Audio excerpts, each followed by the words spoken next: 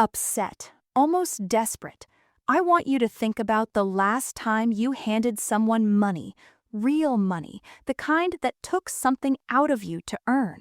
Now imagine doing that every single month for 10 years because you believed you were building something, a future, a foundation, something no one could take from you.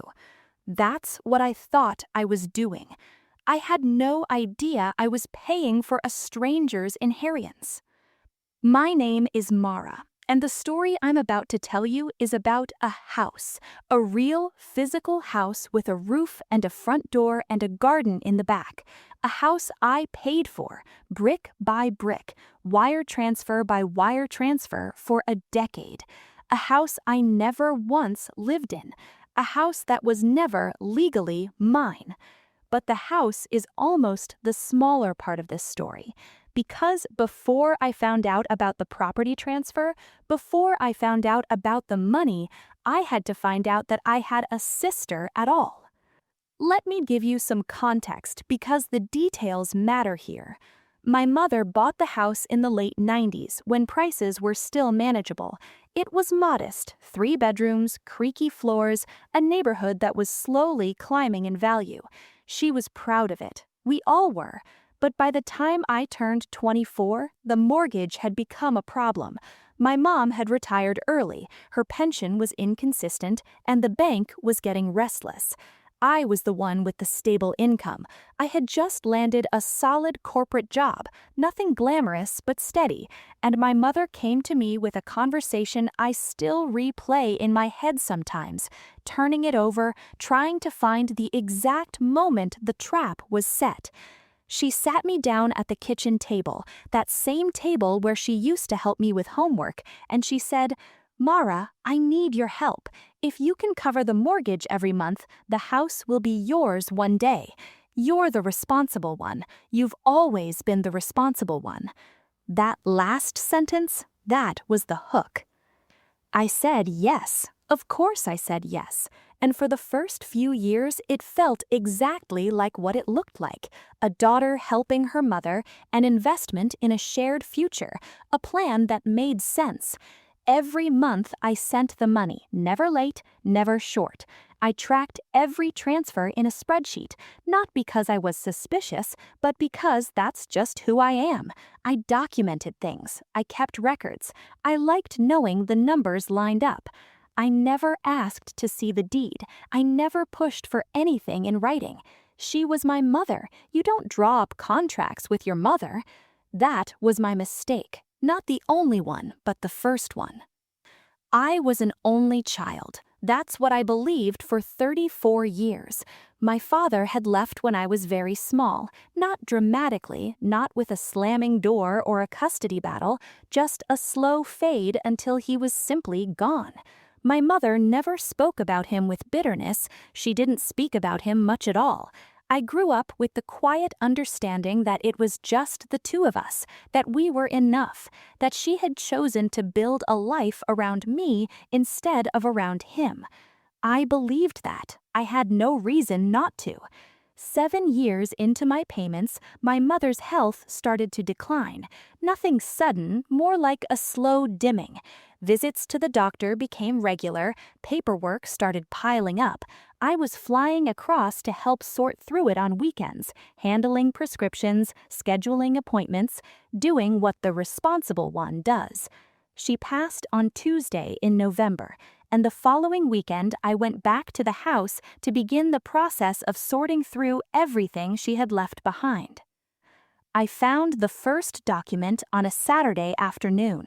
I wasn't looking for anything specific. I was working through a filing cabinet in her bedroom, the kind with 4 heavy drawers that never quite close all the way, and in the very bottom drawer, tucked inside a manila envelope that had no label, I found a property transfer document, dated 7 years ago. My mother had signed the house over to someone named Dina Vasilyev. I read the name 3 times. I had never heard it in my life. I didn't know a Dina. I didn't know anyone named Vasilyev. I turned the envelope over looking for more context, and a second sheet slipped out. A photograph, old and slightly faded, of my mother holding a small girl with dark curly hair and my mother's exact nose.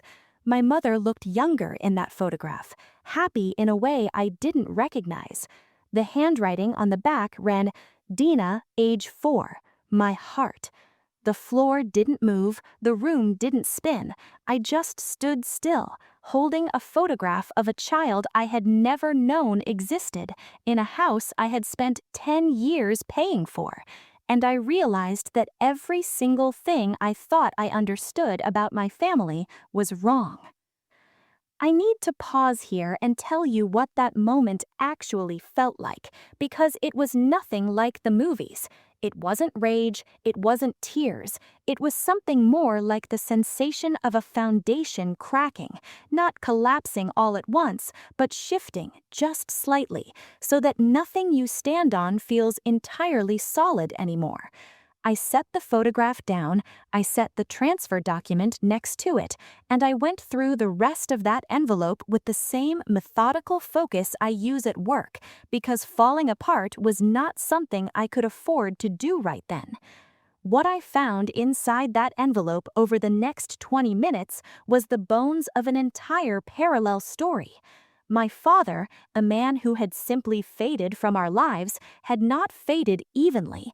He had another family, a woman and a daughter born just 3 years after me. My mother had known. She had always known. From what I could piece together through old letters tucked into the back of the envelope, my father and she had reached some arrangement, the kind people make when they want to avoid an explosion and end up just delaying it instead. He disappeared from my life, she kept his secret, and somewhere growing up in a different city under a different roof was a girl named Dina, who was my half-sister. A half-sister who, 7 years ago, my mother had quietly handed a house. The house I was paying for? I need you to understand what those two facts together actually meant. For 7 years after that transfer, I had been paying the mortgage on a house I legally had no claim to.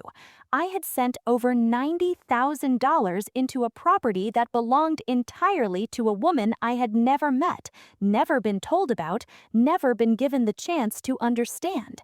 My mother knew, Dina knew, and not one word, not one hint, not one moment of honesty had ever crossed either of their lips.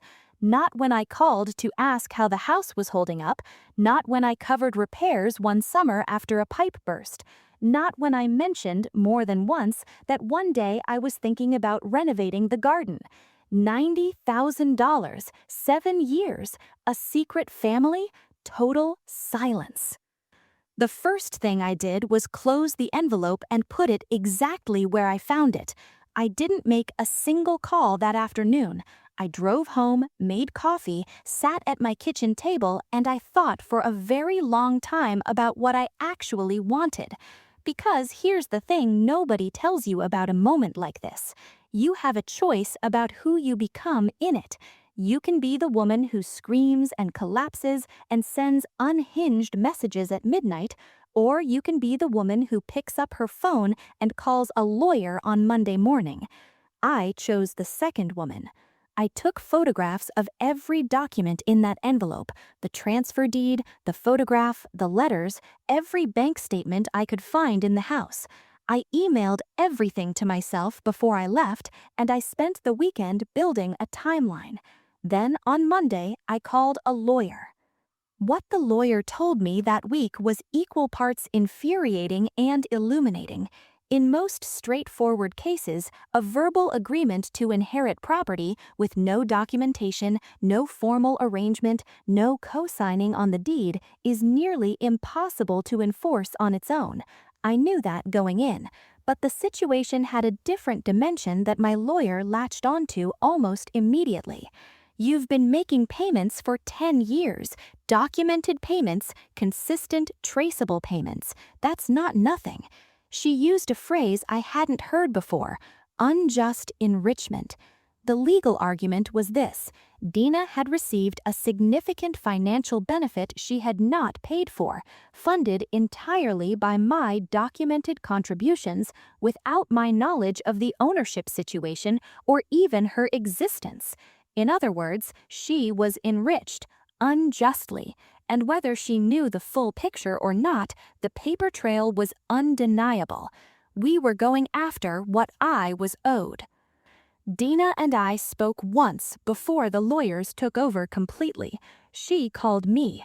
I almost didn't pick up. The number was unknown, and I had a feeling I knew who it was. But I answered. Her voice was careful. Not cold, not warm. Somewhere in between, like someone who had been rehearsing. She told me she had been aware of me her whole life, that our mother had told her about me years ago, that she had always wanted to reach out but didn't know how, that the house wasn't something she had asked for, it was something our mother had insisted on, something about wanting to give her something real to make up for the years she spent without a father present. I listened to all of it, and then I said, very quietly, "She gave you something real with money I earned. You knew about me. You cashed the mortgage payments and said nothing for 7 years. I don't need you to explain that to me. My lawyer does." She started to say something else. I ended the call. I want to tell you honestly that those months were not clean. There were nights where the grief of it cut differently than the anger. My mother was gone. Whatever she was carrying, the guilt, the obligation, the misguided attempt to quietly correct something she had broken decades earlier, I would never get to ask her about it. The woman who sat me down at that kitchen table and called me the responsible one had been holding this secret for my entire life, and she took it with her. The grief and the fury lived in the same room inside me, and I had to learn not to let them crash into each other at 3 in the morning. What kept me steady was the spreadsheet. Every line of it. 10 years of transfers, clean and dated, a document of everything I had given without knowing who was on the other side of it. The legal process took 14 months. It was not dramatic. It was exhausting in the way that prolonged legal battles always are. Not a confrontation, just a slow, grinding accumulation of paperwork, depositions, waiting, and more paperwork.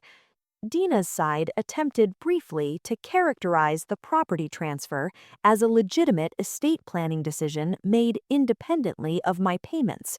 My lawyer dismantled that argument with 4 years of bank records and a timeline that made the overlap impossible to dismiss. The settlement came on a cold February morning. Dina paid back every cent from those final 7 years. Not the full 10.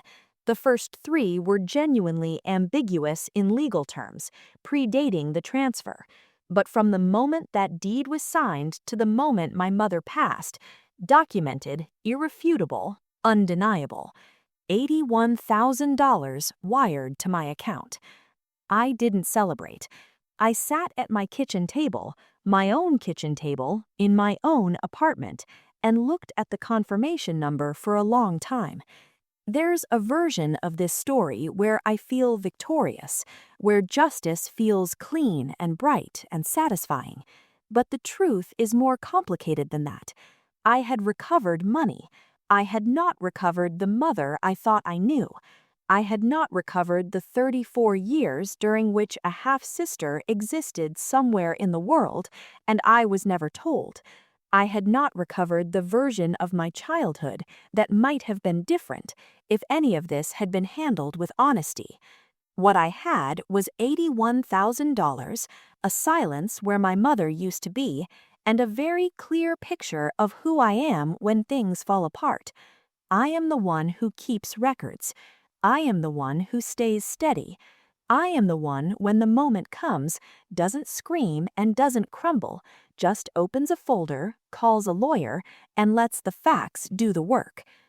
People ask me sometimes if I want a relationship with Dina. I don't have a clean answer to that. She didn't create this situation. She didn't ask to be born into it, didn't ask for the house, didn't engineer our mother's choices. On some level, she was also a person our mother lied to, fed half a story, given a gift she couldn't fully accept without guilt, and left to deal with the fallout when everything cracked open. We haven't spoken since that phone call. I haven't closed the door permanently, but I haven't opened it either. Some doors need a very long time before you're ready to decide what's on the other side. What I do differently now is document everything, not out of suspicion, but out of self-respect. Agreements with anyone, including family, go in writing. Payments get tracked. Conversations that matter get confirmed in email. Not because I expect betrayal, because I know now that love by itself is not a legal document. And secrets, the kind that get buried in the bottom drawer of a filing cabinet and never spoken aloud, have a way of compounding interest. They don't disappear, they just wait. So, if you're sitting on a secret right now, if someone in your life is going very quiet when certain subjects come up, if the paperwork doesn't quite match the story you've been told, don't wait for them to come to you. Pull the document, ask the question, make the call. The longer you wait, the more expensive the silence becomes. If this story hits something in you, if you've ever discovered that your family's version of events had a whole other chapter you were never shown, drop a comment. Tell me what you found. Tell me what you did with it. And if you're new here, subscribe, because every story on this channel is real, it's raw, and it goes places most people aren't willing to talk about out loud. I'll see you in the next one.